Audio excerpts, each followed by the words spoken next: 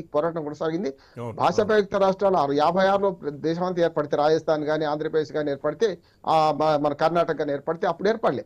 65 ఏర్పడింది. 65 నుంచి 59 సంవత్సరాలు విడిపోయింది. ఇంకో చిన్న పాయింట్ కూడా యాడ్ చేయొచ్చు సార్ రామ్మోహన్ రావు గారు. ముంబై ఏమో సెంటర్ లో ఉంటది మహారాష్ట్రకు, చుట్టూ రూరల్ మహారాష్ట్ర అంతా చుట్టూ మహారాష్ట్ర ఉంటది. అప్పుడు ఒక అల్టిమేటం ఇచ్చారు, మా ముంబై కాక మీరు కావాలంటే ఎట్టొచ్చిపోతారో చూస్తామని అప్పుడు బాల్ దగ్గర లాంటి వాళ్ళు వార్నింగ్ ఇచ్చారు. అది సేమ్ ఇప్పుడు తెలంగాణ లాగానే, హైదరాబాద్ చుట్టూ తెలంగాణ పల్లెలు ఉన్నాయి, హైదరాబాద్ సపరేట్ చేస్తామంటే ఎట్టొచ్చి చూస్తారు అని సేమ్ దాని దీనికి ఆ కంపారిటివ్ అది ఒకటి జరిగింది. కరెక్ట్ రామారావు. ఇప్పుడు అప్పుడు కూడా అంతే కదా, సూర్యాపేట ద్వారా అసలు మొత్తం అంటూ ఒక పాకిస్తాన్ ఇండియాకి పోతే రహదారి నిర్మిస్తామని చెప్పి, ఈ రహదారి అంతా ఆంధ్ర చేస్తామని చెప్పిండ్రు. అది అనవసరం ముచ్చట. అందుకనే వీళ్ళందరికంటే అంబేద్కర్ చెప్పిండు, అద్దెదారే ఎప్పుడు కూడా పర్మనెంట్ ఓనర్ కాడు అన్నాడు. అది చాలా పనికి వచ్చింది. భూమిపుత్రుల సిద్ధాంతం తర్వాత బాల్దాకరే వీళ్ళందరూ వచ్చినా అంబేద్కర్ కంటే ముందు కాదు కదా, వీళ్ళు అంబేద్కర్ తర్వాతనే. కనుక అది ఇవాటి కూడా ప్రభావం చూపెడుతుంది మహారాష్ట్ర ఎన్నికలు అంటున్నాడు. ఇప్పటికీ బొంబాయిలో నివాసం ఉంటున్న వాళ్ళలో మిగతా అన్ని ప్రాంతాల కంటే గుజరాతీలు ఎక్కువ. ఇప్పుడు మనకు ఆస్తులు ఇక్కడ, ఆత్మలు అక్కడ. అది ఏ ప్రాంతానికైనా వర్తిస్తుంది. వలసదారులు ఎప్పుడు అభివృద్ధిని కోరుకుంటారు. బిల్ క్లింటన్ అన్నట్టు వలసదారులు వస్తే వారికి వేరే పని ఉండదు, అభివృద్ధి కోరుకుంటారు, కాదంటలేదు. కానీ వలసదారుల పెత్తనం ఎక్కువైతే దానికి వ్యతిరేకంగా ఫలితాలు కూడా వస్తాయి కదా. తెలంగాణలో చూసినాం, మహారాష్ట్రలో చూసినాం. భూమిపుత్రుల సిద్ధాంతం ఎందుకు పుట్టింది, ఎట్లా పుట్టింది? మహారాష్ట్ర ఇది ఒక వలస దేశంగా మారుతుంది, అంటే అమెరికా లాగా వలస రాష్ట్రంగా మారుతుంది అనే ఆవేదన బాల్ ఠాకరేని రెచ్చగొట్టింది, ఆయన అనునాయాలు రెచ్చగొట్టింది. ఇవాళ ఉద్ధవ్ ఠాకరే గాని, ఇప్పుడు ఏకనాథ్ షిండే గాని ఈ దీనికి విరుద్ధంగా పోరు. కానీ మహారాష్ట్ర ఎన్నికల్లో ప్రధానంగా గుజరాతీల పెత్తనం వద్దు అనేది బాగా సాగుతుంది. మిగతా దేశం నుంచి అన్ని ప్రాంతాల నుంచి వచ్చినా అంగీకరిస్తున్నారు. పాలిపాగా దాయాదుల పాగా పాకిస్తాన్ మనకి ఏం పంచాయతీ రొల్లేదు, నాకైతే ప్రజల మధ్య రొల్లేదు, పాలకుల మధ్య రొల్లింది అంటారు. పాకిస్తాన్ మనకు పంచాయతీ లేదంటారు. కానీ ఇక్కడ కూడా అంతే, దాయాదుల మధ్యన పోరు. క్రికెట్ లో ఎట్లా పాకిస్తాన్ మనకి ఎట్లుంటుందో, గుజరాత్ కు ఒక్క పరిశ్రమ పోయినా కూడా మహారాష్ట్రను బాధపడతారు, ఇంక్లూడింగ్ బొంబాయి మహారాష్ట్రలో ఉన్న భూమిపుత్రులు బాధపడతారు. అది జరుగుతుంది. ఇప్పుడు గుజరాత్ కు కొన్ని పరిశ్రమలు తరలిపోయినాయి, మహారాష్ట్రకు రావాల్సినవి. ఇంతకుముందు మనకు రవికుమార్ బీజేపీ నుంచి కొత్తగా రెడ్డి గారు వచ్చారు, కానీ రవికుమార్ గారు మాట్లాడింది ఏంది, కాదు మనకు తూర్పు పశ్చిమ మహారాష్ట్రలో ఇవన్నీ డెవలప్ అవుతున్నాయి, పోర్ట్ డెవలప్ అవుతుంది, కరెక్టే. కానీ మహారాష్ట్ర కొరిగేది ఏంటిది? మహారాష్ట్రలో విదర్భ మరాఠవాడ ప్రాంతం పేదరికంతో ఉంది, రైతుల ఆత్మహత్యలు ఉన్నాయి. అంటే రెండు మహారాష్ట్రాలు చూడొచ్చు మనం. హైదరాబాద్ లో కదా బంజారా హిల్స్, ఆ పక్కన ఒక హైదరాబాద్, ఇటు పక్కన ముషిరాబాద్, గోరఖ్పూర్, ఇదొక హైదరాబాద్ లాగా ఎట్లా చూస్తామో మహారాష్ట్రను కూడా తూర్పు ప్రాంతం అంతా ఒక రకంగా, పశ్చిమ ప్రాంతం ఒక రకంగా చూడవచ్చు. పూణే, హైదరాబాద్, మన బొంబాయి అభివృద్ధి ఎక్కడైనా కనపడుతుందా? మిగతా ఈ రెండు నగరాలే బాగా అభివృద్ధి చెందుతున్నాయి. అట్లానే ఇక్కడ కూడా ఏమంటున్నానంటే, గుజరాత్ కు ఒక్క పరిశ్రమ తరలిపోయినా ఇది అవుతుంది. అంతిమంగా నేను ఒక మాట చెప్తాను, రిజల్ట్స్ గురించి చెప్తాను. గెలవక ముందే, అంటే ఎన్నికలు జరగక ముందే హర్యానాలో కాంగ్రెస్ గెలుపు అని దుర్మార్గ ప్రచారం చేశాను. నేను ఆనాడు చాలా వాదించాను, సమస్య కాదు, ఆనాడు ఖచ్చితంగా హర్యానాలో కాంగ్రెస్ రాదు అన్నాను. ఎందుకు రాదంటే స్వయంకృతాపరాధంతో కాంగ్రెస్ తప్పుడడుగు వేసింది.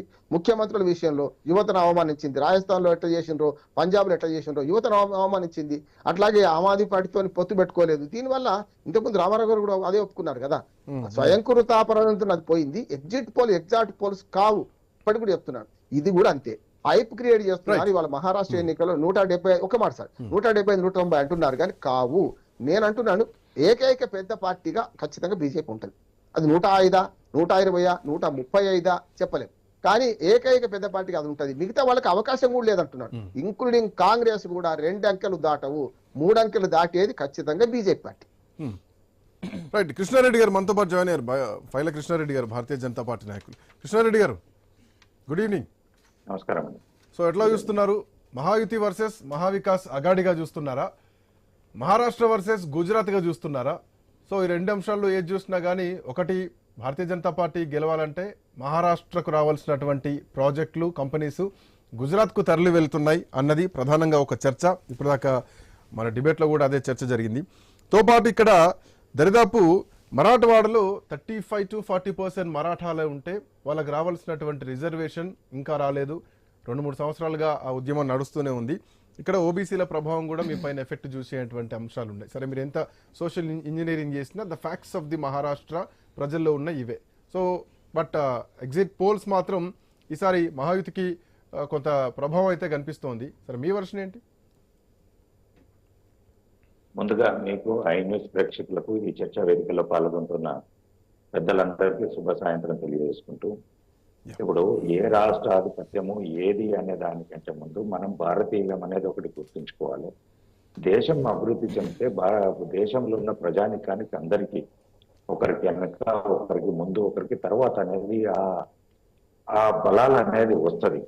మనం ఒక జాతీయ ముందు ఒకరికి వెనకాల ఉండొచ్చు, బట్ ప్రతి దాంట్లో ముందు గుజరాతే ఉంది అన్నది మహారాష్ట్ర మరాఠీలు చెప్తున్నటువంటి అంశం. ఏ రాష్ట్రం పోయినా చెప్పేది అదే. ఎందుకంటే ఎక్కడైనా పాలన మీద వాళ్ళకు మాట్లాడడానికి అవకాశం లేనప్పుడే ప్రాంతాల వారీగా వస్తుంది, వ్యక్తిగత భావజాలం వస్తుంది, సబ్జెక్టు పక్కకు పోతుంది.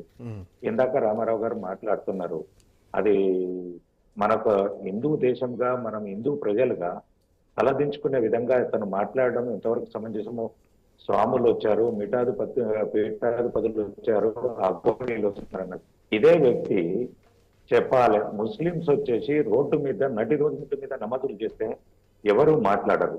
వాళ్ళు మసీదుల దగ్గరికి పోయిన తర్వాత ఎంత ఇబ్బంది ఉన్నా ఏదున్నా ఫ్రైడే రోజు ఒకటైందంటే అక్కడ ఎలాంటి సౌండ్లు చేయొద్దు. వాళ్ళ గుత్తాధిపత్యం మీద నడుస్తుంది. మన గుడ్లు ఉన్నా కానీ అక్కడ సౌండ్ చేయొద్దు, ఏ ఫంక్షన్లు చేయొద్దు. 1 o'clock నుంచి 1:45 to 2 o'clock మధ్యలో. సాయంత్రం కూడా అంతే. పొద్దున ఏ ఊర్లోకి వెళ్ళినా ఒక 4 ముస్లింస్ ఇంట్లు ఉంటాయి. పొద్దున 5 గంటలకు నమాజ్కు మైకు పెడతాడు, దాన్ని ఎవరు ప్రశ్నించరు.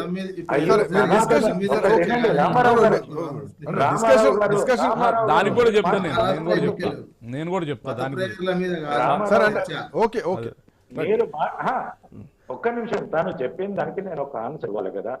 సనాతన ధర్మం గురించి, హిందువుల గురించి, మన హైందవ ధర్మాన్ని కాపాడుతున్న వ్యక్తుల గురించి ఆయన అలా తూలనాడుతుంటే మనం ఒక సమాధానం చెప్పుకోలేకపోతే ఎంత ఇబ్బందికరంగా ఉంటది.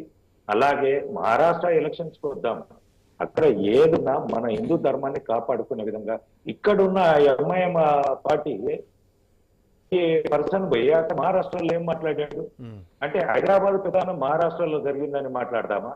ముస్లింలు అక్కడ లేరా? అసవుద్దీన్ ఓవైసీ, అక్బరుద్దీన్ ఓవైసీ మొగళ్ళ ముస్లింస్ దాంట్లో, అక్కడ మగవాళ్ళు లేరా? మీరు మాట్లాడేటప్పుడు కొద్దిగా చూసి మాట్లాడండి. మీలాంటి వ్యక్తుల వల్లనే ఈ గొడవలు స్టార్ట్ అవుతున్నాయి. అన్ని పార్టీలు పోతాయి కదా, అన్ని పార్టీలు ప్రచారం పోయినట్టే వాళ్ళు పోయినారు, తప్పే ఉంది. ఇప్పుడు అక్కడ నుంచి ఢిల్లీ నుంచి నరేంద్ర మోడీ రాలేదా ప్రచారానికి?